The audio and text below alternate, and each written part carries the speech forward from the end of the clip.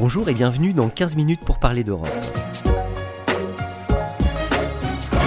La France préside le Conseil de l'Union européenne pour 6 mois. À cette occasion, la délégation des barreaux de France et Lefebvre d'Alloz s'associe pour vous proposer ce podcast, dont la vocation est de sensibiliser sur les travaux et les actions conduites dans le domaine de la justice au plan européen. Aujourd'hui, pour nous parler d'Europe, Laurent Petiti reçoit Sandrine Gaudin. L'entretien qu'elle nous a consacré se décline en 3 podcasts successifs. Le deuxième s'intéresse à la présence française et à la langue française dans les institutions européennes. Sandrine Gaudin, bonjour. Bonjour Laurent. Vous êtes depuis novembre 2017 conseillère Europe du Premier ministre et secrétaire général des Affaires européennes. Alors le secrétaire général des Affaires européennes coordonne le suivi de la présence française dans les institutions européennes. Comment s'exerce la stratégie d'influence française au sein même des institutions européennes ? Peut-être que le mot stratégie d'influence est peut-être un mot qui ne sied pas complètement à ce que nous faisons. La stratégie d'influence, c'est, à mon avis, c'est quelque chose pour moi qui est beaucoup plus large. C'est quelque chose qui touche aussi de façon générale à notre action diplomatique et à notre action et à la puissance et à l'impact de ce que nous faisons, de ce que nous décidons dans le monde communautaire dans lequel nous agissons. Donc c'est beaucoup plus large. En matière de présence française, et donc d'influence aussi, évidemment, mais surtout de présence et de capacité pour la France, en tant que membre fondateur, de pouvoir continuer à être visible dans les institutions et à occuper des postes importants, non pas pour représenter la France et ses intérêts, parce que les fonctionnaires de la Commission français ne représentent pas la France, ils représentent l'intérêt général et représentent surtout les institutions. Mais il est important que chaque État membre, fondateur ou d'ailleurs entré plus récemment dans l'Union, soit à même de pouvoir, je dirais, être présent et d'apporter une forme de pensée, une façon de voir au moment justement de l'élaboration d'un texte ou dans la résolution d'un problème. Alors ce que nous faisons, c'est que d'abord nous veillons à ce que dans les postes de direction générale, nous ayons quand même toujours un certain nombre de Français à des postes importants, mais comme tous les autres États membres le font, et donc actuellement 11% des postes de direction générale sont occupés par des Français. Nous veillons à ce que dans la préparation des concours, parce qu'on entre dans les institutions européennes par des concours, c'est une fonction publique un peu calquée sur le modèle français. Nous veillons à ce que ces concours soient, organisés de façon assez équitable et juste, je dirais, selon les traditions juridiques ou les traditions des États membres. On s'est rendu compte au fil des années que la façon dont étaient évalués, jugés les candidats à l'entrée dans la fonction publique communautaire, on s'est rendu compte que ces critères étaient plutôt basés sur la vérification de compétences ou de qualités pour lesquelles nous n'étions pas nécessairement bien préparés. En tout cas, pour lesquelles les universités françaises ne préparaient pas correctement les candidats. On a une certaine tradition en France de préparer des concours, des épreuves, des dissertations. Dans les concours, c'est ce qu'on fait. Dans les examens, c'est ce qu'on fait. À Bruxelles, on n'est pas du tout évalué comme ça sur notre capacité à faire une dissertation en 2 parties ou 3 parties. On est plutôt examiné sur une capacité de répondre à des mises en situation, par exemple. Donc ce qu'on a fait, c'est que depuis quelques années, on s'intéresse beaucoup à la préparation au concours et faire en sorte que les universités françaises, les grandes écoles, Sciences Po, l'ENA, l'INSP demain, préparent véritablement les candidats en fonction de ces critères-là. Et on a d'ailleurs eu de meilleurs résultats depuis ces dernières années, avec de plus en plus de jeunes Français qui réussissent ces concours. Donc c'est un travail de longue haleine, c'est un travail qui passe aussi par une vigilance assez forte sur l'usage du français, dont les Français n'ont pas le monopole, mais en tout cas sur le fait que les institutions puissent continuer à travailler en utilisant le français, qui est une des langues officielles et une des langues de travail de l'Union européenne, parce que c'est aussi un vecteur d'influence considérable. C'est un ensemble, pour résumer, d'actions, de mesures de vigilance, et puis aussi une nécessité sur laquelle nous insistons bien auprès des ministères, pour les ministères de continuer à avoir en permanence, chacun dans leur domaine, chacun à leur niveau, des contacts réguliers avec les Français des institutions, alors à la Commission, au Parlement, au Conseil, à la Cour de justice, pour entretenir, je dirais, un contact, non pas, encore une fois, pour influencer ou pour faire porter par ces Français-là des positions qui seraient celles de la France, c'est pas leur job, mais pour garder le contact. Voilà, il faut absolument que les fonctionnaires de la Commission, d'où qu'ils viennent d'ailleurs, aient un contact assez fort, assez proche avec les États membres. Voilà, pour éviter que la Commission n'en vienne, par exemple, à produire des propositions hors sol, il faut qu'elle garde cette relation, cette liaison avec ce qui se passe dans les capitales européennes. Donc l'influence, c'est toute une série de petites choses, comme passer une convention avec l'ENA ou avec Sciences Po pour aller donner des formations et d'aider à la préparation du programme pédagogique de ces deux écoles pour préparer les futurs candidats et donc les futurs fonctionnaires communautaires. C'est cela, mais c'est aussi faire en sorte, lorsqu'on voit qu'une série de nominations manque un peu de diversité, on va dire, c'est aussi à les rappeler de façon tout à fait transparente à la Commission et au service des ressources humaines, qu'il ne faut pas oublier quand même la prochaine fois d'avoir un rééquilibrage, etc. Alors le SGAE a récemment publié un vade-mecum présentant les conditions d'usage de la langue française au sein des institutions européennes. Pourriez-vous nous rappeler quel en est le cadre juridique et nous préciser l'application pratique ainsi que l'action qui est menée par la France dans ce domaine? On a un vade-mecum, effectivement, qui synthétise un peu nos lignes d'action en la matière. Nous sommes dans un système où le plurilinguisme prévaut, où il y a des langues officielles, 24, qui sont prévues par un règlement communautaire, et toutes sont censées être des langues de travail. Mais en pratique, le comité des représentants permanents, qui réunit les ambassadeurs, travaille dans 3 langues, le français, l'anglais et l'allemand. Mais le sujet du multilinguisme est extrêmement sensible et on essaie d'avoir là aussi une action particulière parce que là aussi c'est une question d'influence évidemment majeure pour nous. Alors dans ce vade-mecum, il y a des choses très classiques, j'en citerai une qui est assez simple, qu'on essaie de faire respecter le plus possible à chacune des réunions, c'est le fait de pouvoir disposer d'un document sur table qui soit aussi un document en français, même s'il s'agit d'une traduction de courtoisie, pas nécessairement une traduction faite par les meilleurs experts du monde de la traduction, mais en tout cas quelque chose qui permet de travailler dans sa langue, c'est quelque chose d'important. Donc c'est un rappel au règlement, sympathique.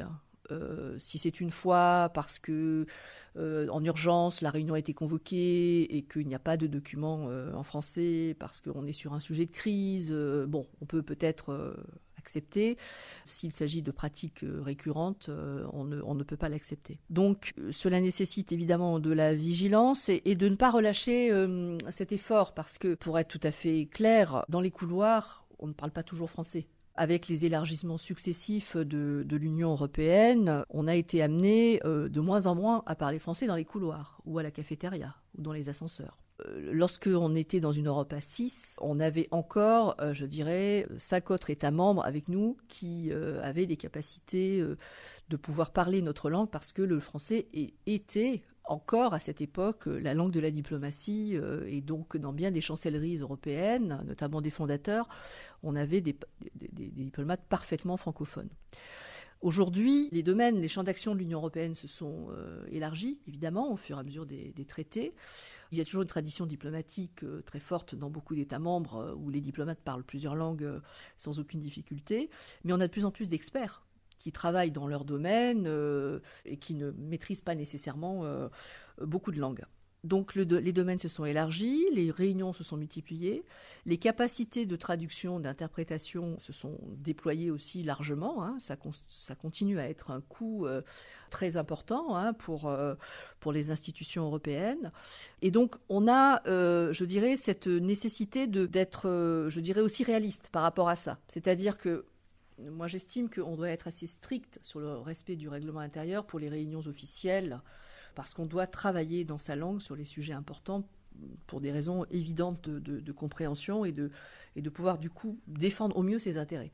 Après, il va de soi qu'on a une sorte de langue à Bruxelles et que contrairement à ce que vous pensez n'est pas l'anglais, c'est une forme de langue un peu bizarre qui est constituée de 500 mots utile pour pouvoir naviguer dans un couloir à Bruxelles et que tout le monde parle. Moi, je crois qu'il faut pas relâcher nos efforts, il faut continuer à le faire.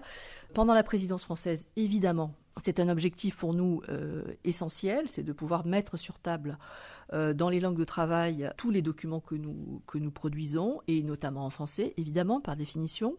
C'est notre capacité à présider des groupes en parlant français, en s'assurant qu'il y a bien des traductions.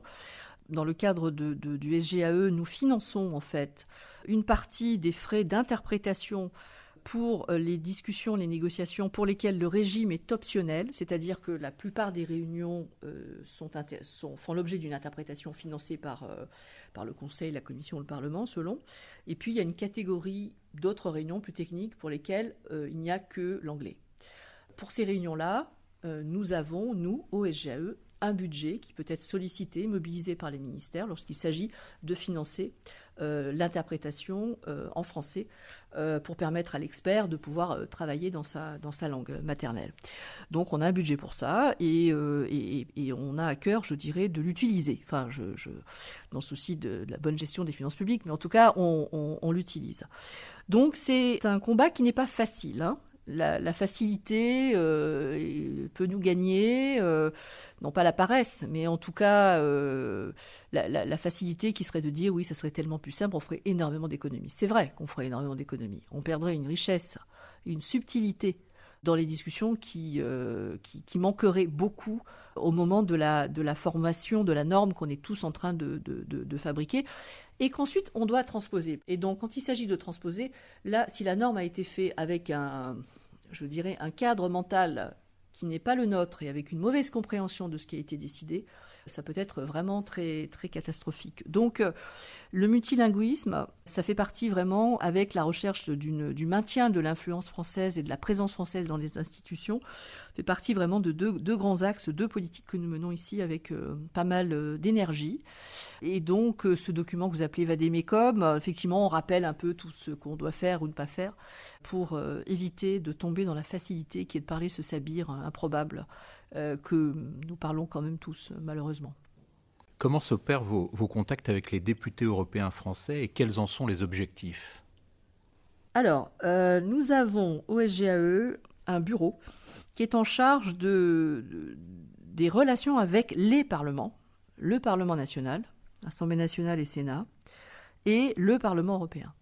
Les deux parlements, si j'ose dire, ayant des responsabilités chacun, l'un dans la co-législation européenne, puisque le Parlement européen est co-législateur avec le Conseil, et le Parlement national étant amené, comme vous le savez, à émettre des avis et à adopter des résolutions sur un certain nombre de négociations quand il estime qu'il doit le faire pour donner le point de vue du Parlement.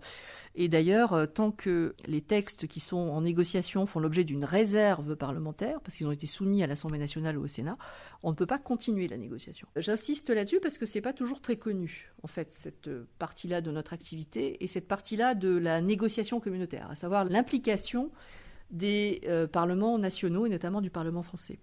Alors nous avons des contacts avec évidemment le Parlement européen, les parlementaires français au premier chef, mais aussi d'autres parlementaires.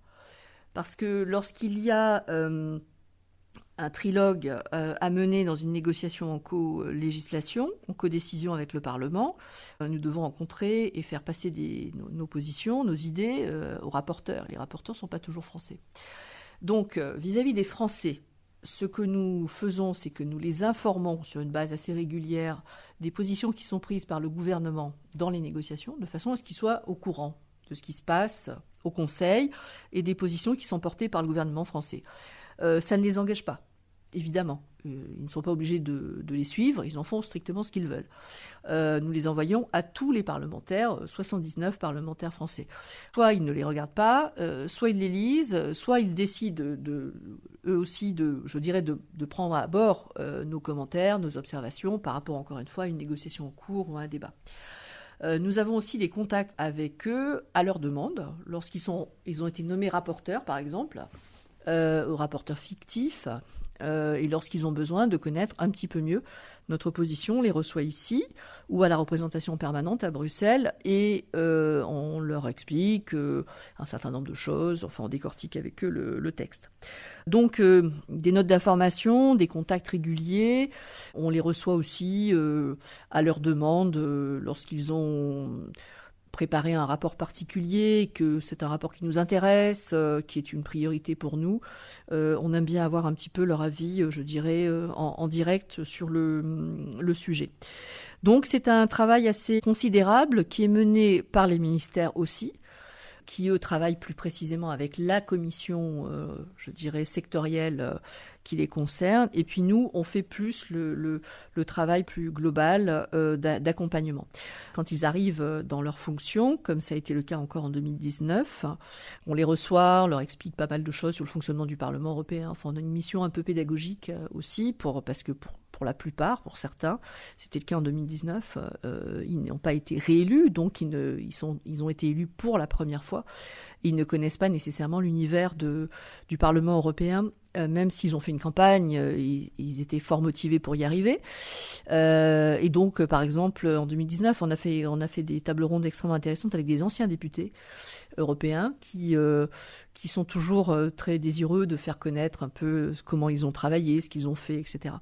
Et donc, voilà, on entretient un peu ce réseau avec ceux qui le souhaitent, évidemment. Il y en a qui considèrent que leur travail est complètement différent de celui du gouvernement.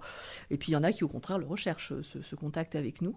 Donc c'est un peu, j'allais dire, à la demande. Mais en tout cas, tous, de façon systématique, reçoivent des informations avant chaque séance plénière sur les positions du gouvernement, sur tous les sujets qui sont à l'ordre du jour. Sandrine Gaudin, je vous remercie. Merci à vous. 15 minutes pour parler d'Europe, c'est fini pour aujourd'hui. Avec ce podcast inédit, nous espérons susciter le réflexe européen. Nous espérons donc vous retrouver, plus nombreux encore, au prochain épisode. À bientôt.